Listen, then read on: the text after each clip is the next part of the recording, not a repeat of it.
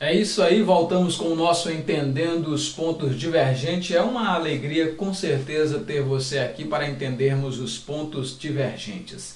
E hoje eu quero convidar você para, junto comigo, clamarmos a orientação do Senhor para a palavra que nós estaremos estudando. Senhor Jesus, eu quero pedir a Tua direção, meu Pai, para a palavra que estamos ministrando esses dias.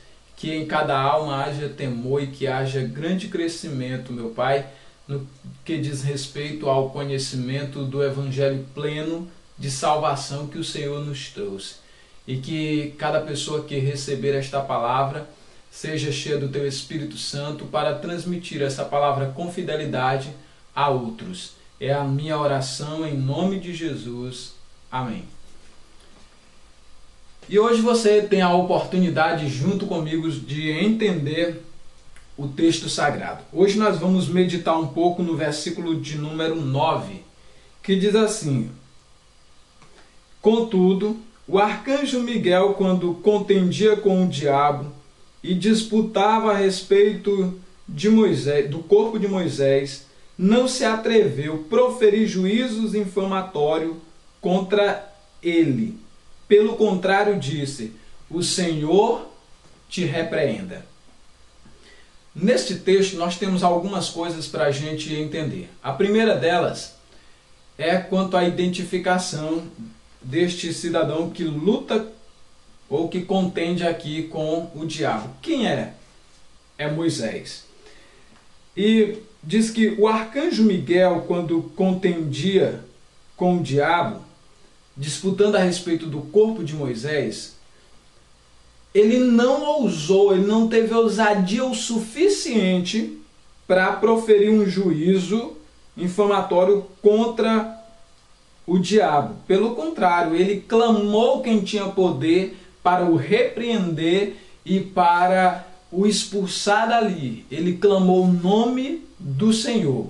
E que Senhor é esse? É o próprio Senhor a quem, no início da epístola aqui, Judas vai se declarar servo.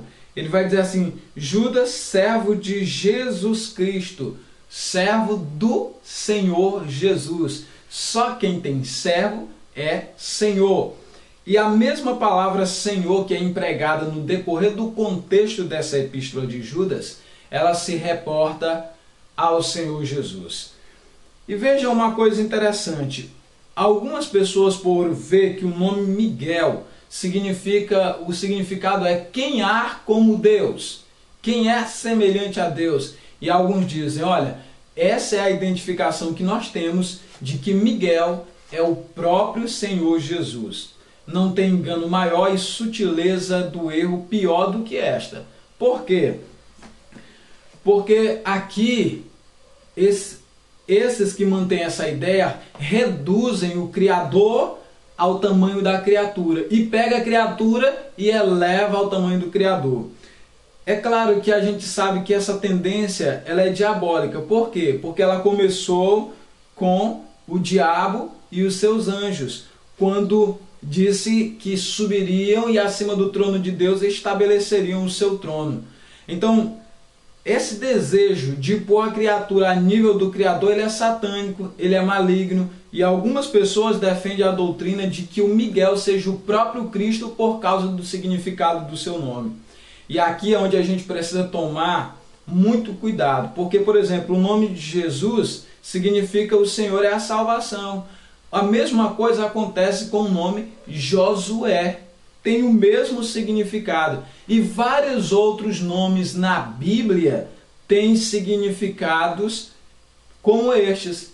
Ele é o Senhor, Ele é o poderoso. Tem muitos nomes na Bíblia que você encontra com estas definições e que dá uma identificação com Deus. E nem por isso as pessoas que tiveram esses nomes eram de fato pessoas de Deus ou eram Deus que havia se feito carne e habitado entre os homens. Negativo.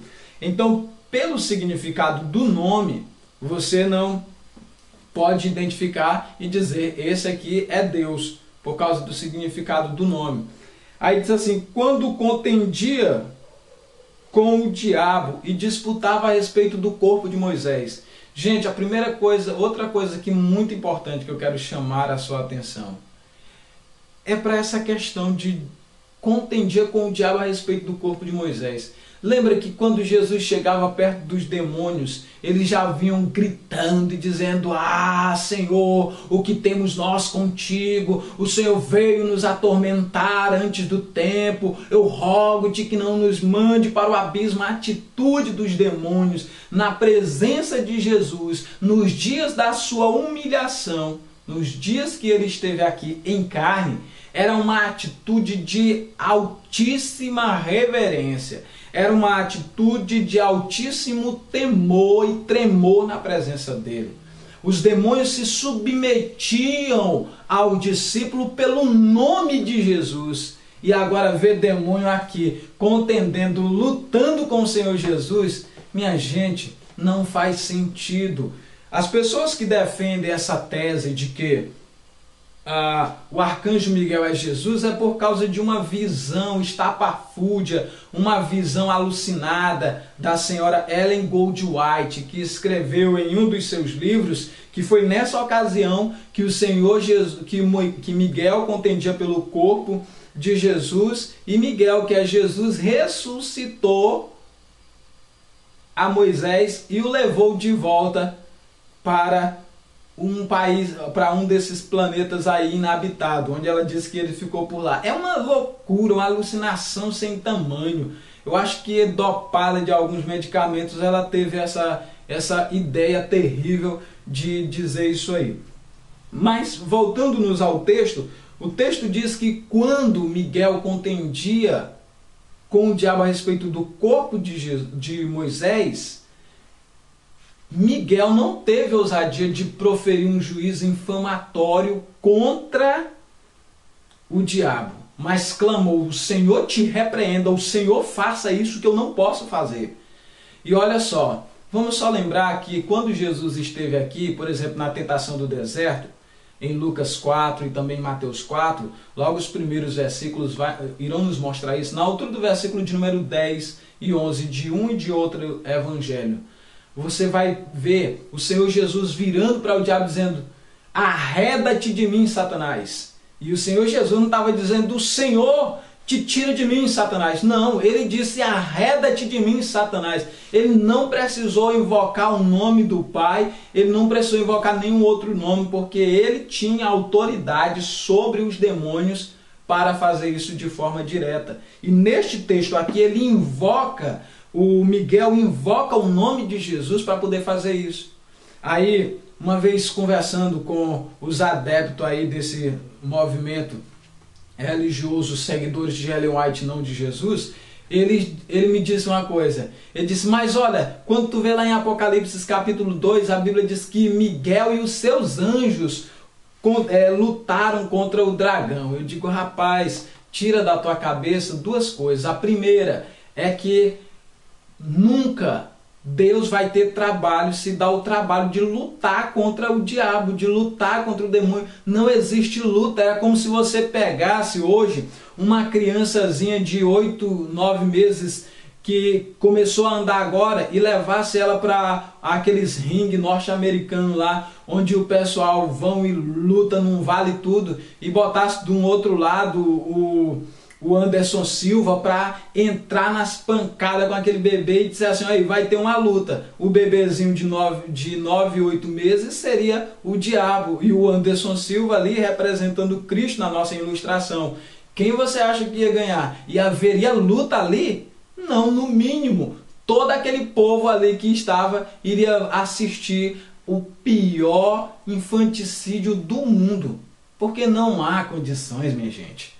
E eu fico impressionado é a facilidade que os seguidores de Ellen White têm de colocarem o Senhor Jesus num nível tão baixo que é o nível de um anjo.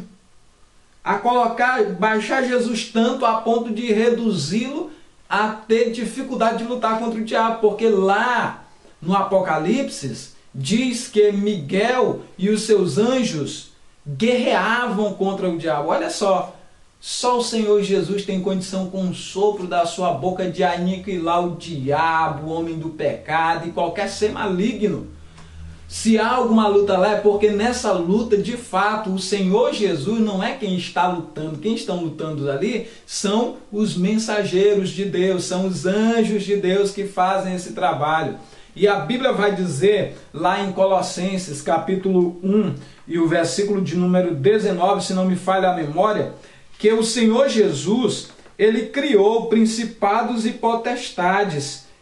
Olha, aliás, versículo 16 diz assim, o 15, este é a imagem do Deus invisível, o primogênito de toda a criação, pois nele foram criadas todas as coisas nos céus e sobre a terra, as visíveis e as invisíveis, sejam tronos, sejam soberanias, quer principados, e Miguel era um dos primeiros príncipes, como está escrito lá em Daniel. E um dos primeiros príncipes significa, no mínimo, dizer que existem outros príncipes lá no céu. E ele diz, quer principados, quer potestades, tudo foi criado por meio dele e para ele.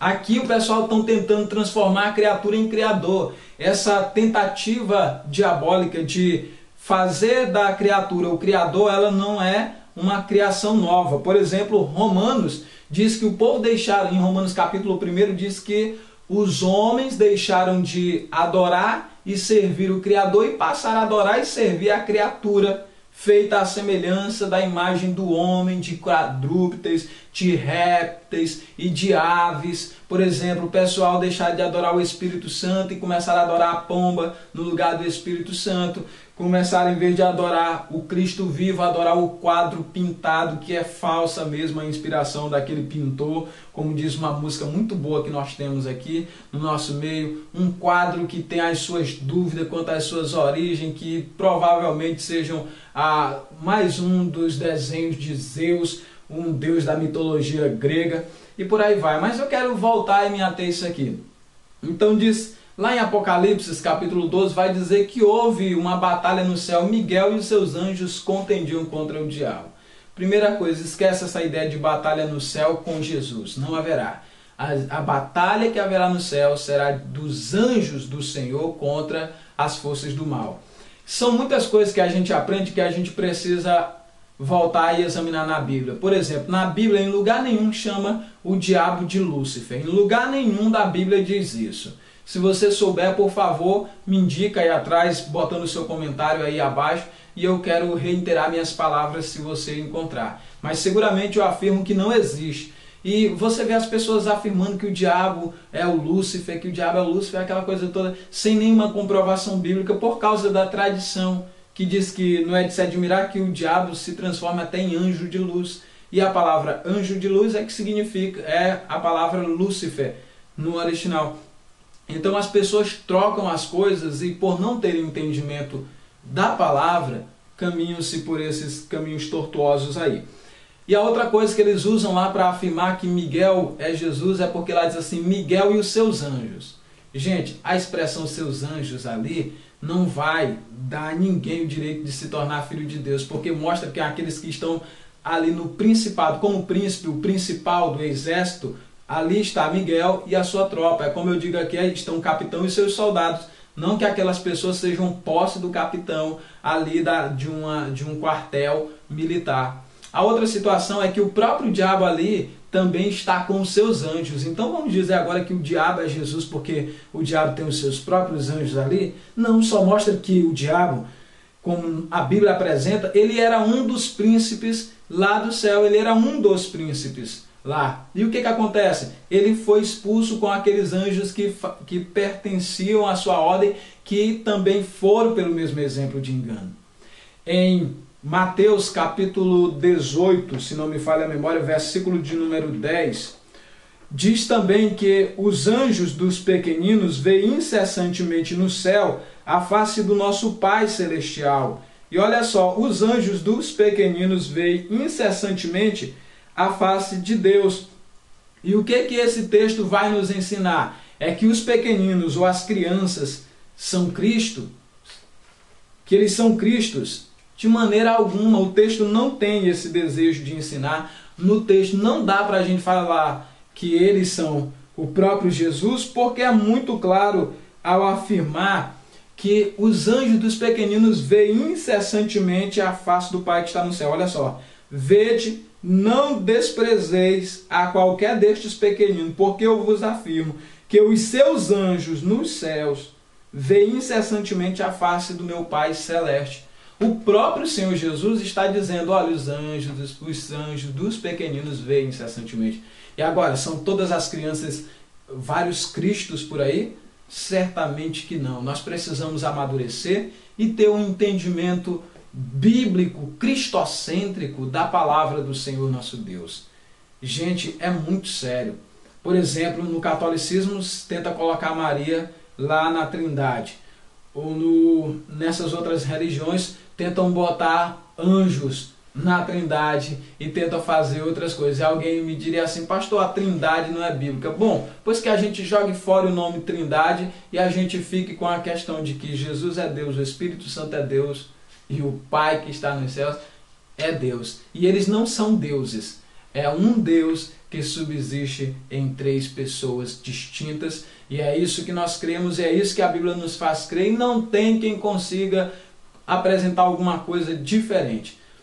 E eu quero agradecer você que esteve meditando comigo. A gente vai voltar com esses assuntos em outros tópicos, depois de fazermos aqui uma passagem fantástica pela carta de Judas. E eu quero convidar você que não tenha essa síndrome do diabo de estar tomando atitudes e se identificando com essas características malignas de reduzir ao Criador ao mero status de uma criatura. Que Deus nos dê condições de continuarmos na sua presença, fazendo aquilo que é bom e agradável aos seus olhos.